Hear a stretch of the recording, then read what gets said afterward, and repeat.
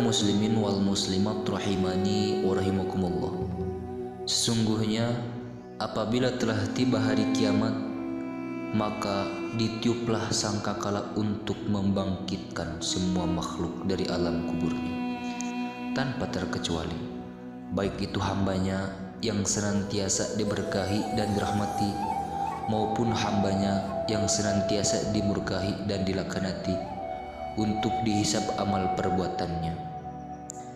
Dalam suatu riwayat diceritakan, jika telah tiba hari kiamat, maka Allah Subhanahu wa taala berfirman, "Wahai malaikat Israfil, bangun dan tiuplah dalam sangkakala dengan tiupan yang membangkitkan." Maka ketika itu malaikat Israfil pun meniupnya.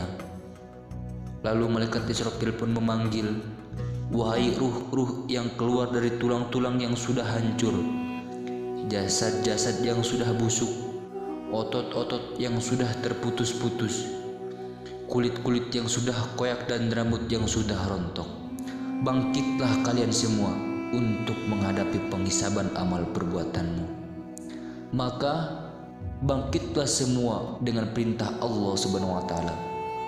Maka mereka semua menunggu dengan melihat ke langit yang benar-benar telah berjalan, dan melihat ke bumi yang benar-benar telah diganti, dan kepada unta-unta bunting telah ditinggalkan, dan kepada binatang-binatang liar telah dikumpulkan, dan kepada lautan telah dijadikan meluap, dari kepada ruh-ruh yang telah dipertemukan, dan kepada malaikat Jabaniyah telah didatangkan, dan kepada surga yang telah didekatkan.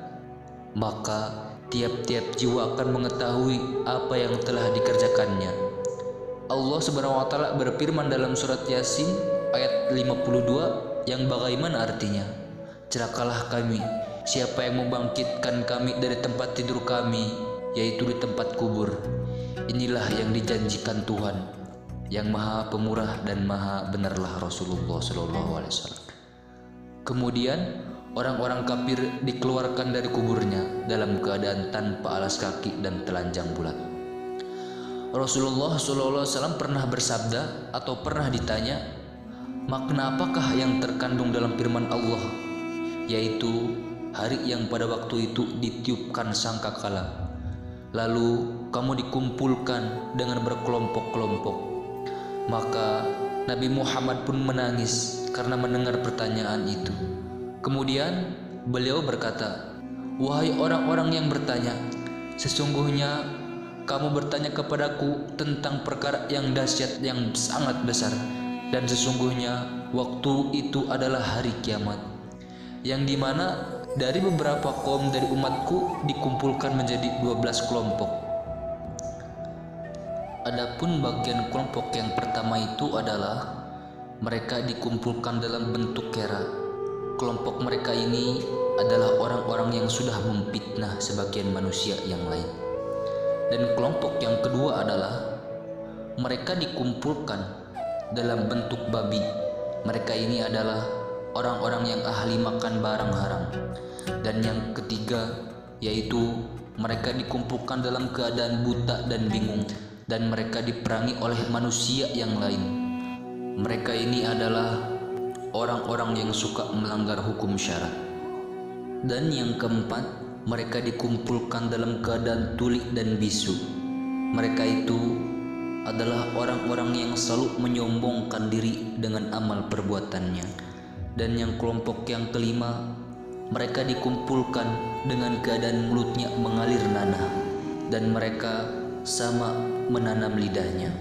Mereka itu adalah para ulama yang menyimpang dalam perkataan mereka dengan perbuatannya, sebagaimana firman Allah Subhanahu wa taala dalam surat Al-Baqarah ayat 44. Dan yang ketujuh, mereka dikumpulkan dengan keadaan telapak kakinya berdarah di dahi.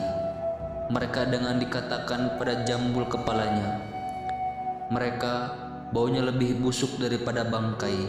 Mereka itu adalah orang-orang yang mengikutkan atau mengumbar hawa nafsunya. Dan yang kedelapan, mereka dikumpulkan dalam keadaan mabuk yang jatuh bangun ke kanan dan ke kiri. Mereka itu adalah orang-orang yang mencegah pada hak Allah Subhanahu wa taala.